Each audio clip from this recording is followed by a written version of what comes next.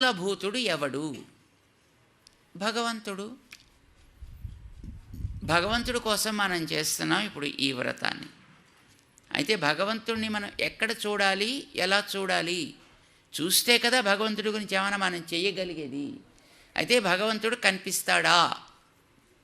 మేము మిమ్మల్ని అడుగుతున్నాం, భగవంతుడు కనిపిస్తాడా? మీరు ఎప్పుడైనా భగవంతుడిని చూచినారా? భయం వేస్తుంది మనకి ఈ ప్రశ్న ఇస్తే. మాలాంటి వాళ్ళు ఎక్కడ కనిపిస్తాడండి, మాలాంటి వాళ్ళం ఎక్కడ చూస్తామండి అని కామన్గా మనం చెప్పే సమాధానము. కానీ భగవంతుడు మనకి కనిపిస్తాడు. ఇది చెప్పడం గోదాదేవి యొక్క ధనుర్మాస వ్రతానికి తాత్పర్యము. ఇదివరకు రోజుల్లో అయితే ఈ విషయాలు మనందరికీ బాగా తెలిసి ఉండేవి. కానీ మరి కొంచెం మనం we became so modernized, right? So we almost forgot that. And nowadays also, of course, we are dealing with God in some other way, but we are not really believing in that. క్రిస్టియన్స్ని మీరు అడిగితే స్పష్టంగా సమాధానం చెప్తారు వాళ్ళకి. ముస్లిమ్స్ని మీరు అడిగితే వాళ్ళ యొక్క తత్వ విషయంలో క్లియర్ కట్ సమాధానాన్ని వాళ్ళు చెప్పగలుగుతారు. మన వాళ్ళని అడిగితే హైలీ కన్ఫ్యూజ్డ్. వాళ్ళు కన్ఫ్యూజ్ అవుతారు, వినేవాళ్ళని కన్ఫ్యూజ్ చేస్తారు. వేదాంతం తమకి తెలుసును అనుకునే వాళ్ళు ఇంకా కన్ఫ్యూజ్ చేస్తారు. తాత్వికులుగా ఉండేవాళ్ళు మరింత కన్ఫ్యూజ్ చేస్తారు. మనకంతా కన్ఫ్యూజన్.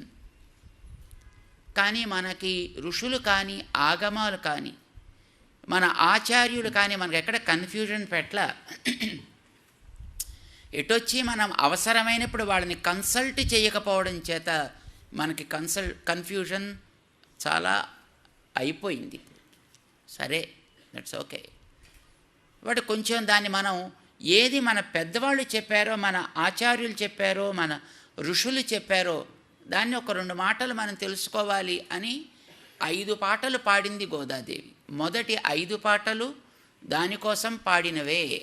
భగవంతుణ్ణి మనం ఇప్పుడు కూడా చూస్తున్నాము, కానీ నమ్మటం లేదు.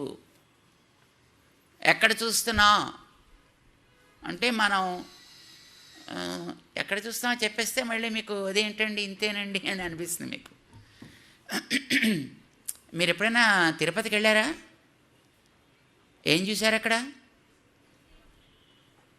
తిరుపతిలో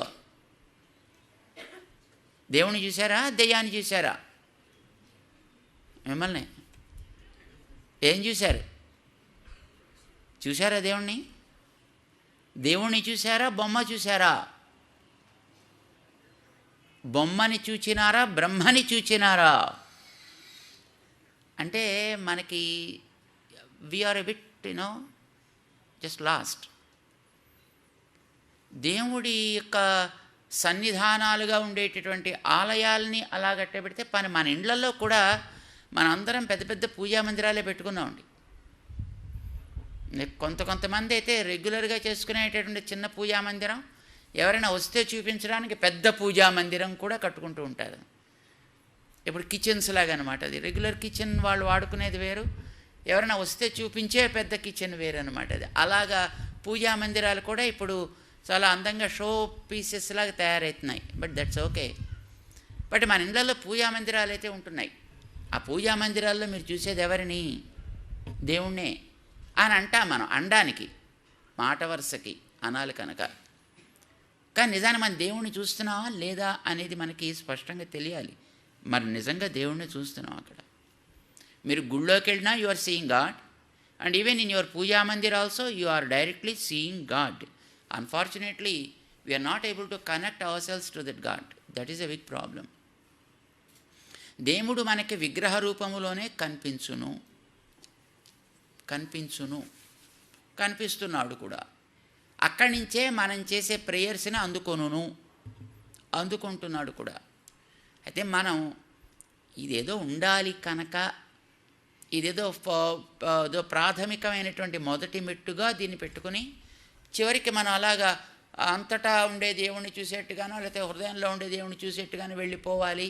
ఇది కేవలం this is a beginning step. What we do at the deities at the puja mandir or at the temple is the just beginning step, and the ultimate thing is something different అనే స్థితిలో మనకి the so called వేదాంతీస్ అలవాటు చేశారండి.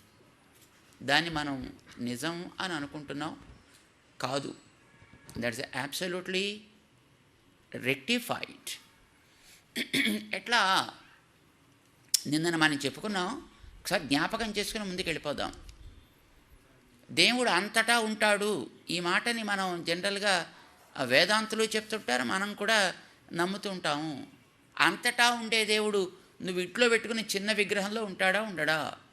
That's the question. ఉంటాడు.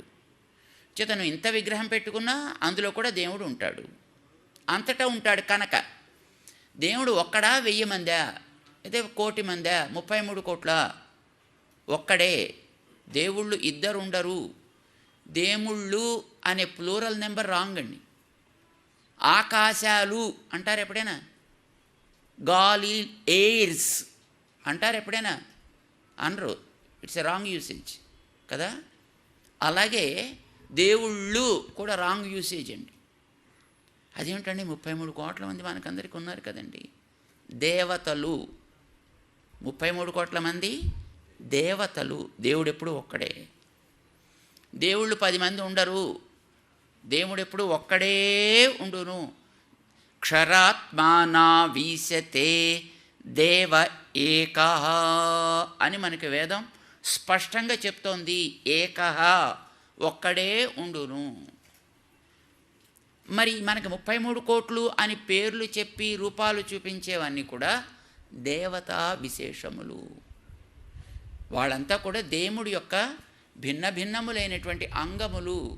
ఇది మనం గతంలో చెప్పుకున్నాం. స ఏకః అంగాన్యన్యా దేవతాః, ఇది కూడా వేదమే చెప్పింది.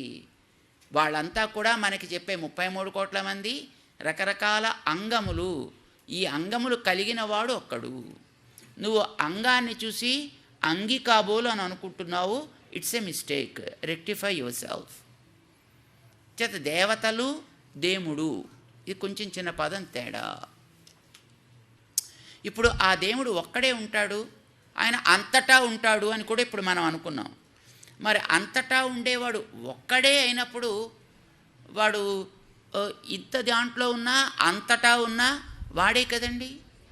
వాడే అయినప్పుడు నువ్వు ఇంత దాంట్లో ఉండేవాడిని నువ్వు చూసి అక్కడ వాడితో నువ్వు కనెక్ట్ కాగలిగావు అని అంటే నువ్వు అంతటా ఉండేవాడితో కనెక్ట్ అయినట్టే కదా. అప్పుడు దేవుడితో కనెక్ట్ అయినట్టే కదా. That's all. ఇది వెరీ సింపుల్ థింగ్ అండి. కానీ దాన్ని మనం ఐడెంటిఫై చేయలేకపోతున్నాం మనం. అంటే అది మనకి లోపలికి ఎక్కడానికి గతంలో మన లోపల ఉండేటటువంటి చాలా రకాల ఆలోచనలు ఉన్నాయి కదా. అవన్నీ కూడా మనకి గ్లాసులో నింపి పెట్టినటువంటి శాచ్యురేటెడ్ వాటర్ ఉంటుంది చూడండి. డీప్ ఫ్రీజర్లో పెట్టేస్తే ఆ వాటర్ పూర్తిగా లోపల గట్టిపడిపోతుంది. అలా గట్టిపడేటప్పుడు ఏమైనా మన నీళ్లు వేసినా నూనె పోసినా కూడా లోపలికి వెళ్ళదండి. మామూలుగా అయితే నీళ్ళల్లో నీళ్లు పోస్తే ఆ నీళ్లు లోపలికి వెళ్ళి ఉన్న నీళ్ళని బయటికి పంప్ చేస్తాయి. లేదు ఆయిల్ పోస్తే ఆయిల్ దిగిపోయి నీళ్ళని బయటికి పంపించేస్తుంది. కానీ అదే నీళ్ళని మన లోపల గట్టిపడిపోతే మీరు నీళ్లు పోసినా లాభం లేదు, ఆయిల్ పోసినా లాభం లేదు, ఇసుక పోసినా లాభం లేదు, మరి ఏం పోసినా లాభం లేదు. అది అంతా బయటికి పోతూ ఉంటుంది, లోపల శాచ్యురేట్ అయిపోయింది కనుక. ఇదిగో మన లోపల కూడా అట్లాగా ఈ ఆలోచనలు గతంలో విన్నవి లోపల ఉన్నవి అవన్నీ గడ్డ కట్టిపోయి ఉండడం చేత మనకు అది తెలియటం లేదు. దేవుడు ఒక్కడే. ఇప్పుడు మనకే కాదండి, వాళ్ళు ఏ మతస్థులైనప్పటికీ కూడా దేవుడు ఎప్పుడు ఒక్కడే ఉంటాడు. వాడు క్రిస్టియన్ అవనండి, ముస్లిం అవనండి, నాస్తికుడు అవనండి, జొరాస్ట్రియన్ అవనివ్వండి, మరో వైష్ణవుడు అవనివ్వండి, శైవుడు అవనివ్వండి, శాక్తేయుడు అవనివ్వండి, దేవుడు ఎప్పుడు ఒక్కడే ఉండును. అయితే ఆ ఒక్కడిలో మనం ఏ ఆస్పెక్ట్ చూస్తాం, దానికి ఏ పేరు మనం పెట్టుకుంటాం, ఎట్లా మనం దాన్ని ఐడెంటిఫై చేస్తాం, ఎట్లా దాని దగ్గరికి అప్రోచ్ అయ్యే ప్రాసెస్ని అవలంబిస్తామో ఇవి మారితే మారచ్చు. That's okay. We need not have any kind of objection. దానికోసం మన ఏదో పెద్ద ఒకరిని ఎక్కువ చూపు ఒకరిని తక్కువ చూపు అనేది కూడా మనకేం పెద్ద అవసరం లేదండి. ఒక్కొక్కడు ఒక్కొక్క రకంగా చూడాలని అనుకుంటున్నాడు, చూస్తున్నాడు. But that's okay. మనం తెలుసుకోవాల్సింది ఏంటంటే నువ్వు ఇంత చిన్న మూర్తిని పెట్టుకున్నా దేవుడు ఒక్కడే కనుక, వాడు అంతటా ఉన్నాడు కనుక, వాడు ఇందులో కూడా ఉన్నాడు కనుక నువ్వు వాడితోటి డైరెక్ట్గా కనెక్ట్ అవుతున్నావు నువ్వు అవ్వాలనుకుంటే. అయితే ఇక్కడ కూడా అవ్వచ్చు. ఇప్పుడు ఈ మౌత్ పీస్ దగ్గర కూడా నువ్వు కనెక్ట్ కావచ్చు. కానీ నువ్వు దీంట్లో నువ్వు ఆ భావాన్ని పెట్టుకోలేవు. దీనికి ఆల్రెడీ ఒక షేపు, ఒక పేరు, ఒక పర్పస్ అసైన్ చేసి పెట్టేసి అలాగే నువ్వు దీన్ని వాడుతున్నావు కనుక ఇక్కడ నువ్వు కనెక్ట్ కావడం కష్టం. కానీ విగ్రహము అనే చోట నువ్వు దానికి పర్పస్సే దేవుడి పర్పస్ పెట్టావు, పేరే దేవుడి పేరు పెట్టావు, యాక్టివిటీ దేవుడి యాక్టివిటీయే పెట్టావు కనుక అక్కడ కనెక్ట్ కావడం ఈజీ. మిగతా చోట్ల కనెక్ట్ కావడం చాలా కష్టం. అంచేత దేవుణ్ణి కనెక్ట్ కావాలి అని అనుకుంటేనైనా నువ్వు ఈ కాలంలో కావలసింది ఒక్కటే చోట, అది విగ్రహము. అంచేత చాలామంది చెప్పేటట్లుగా విగ్రహం ప్రాథమికమైనటువంటి స్టెప్.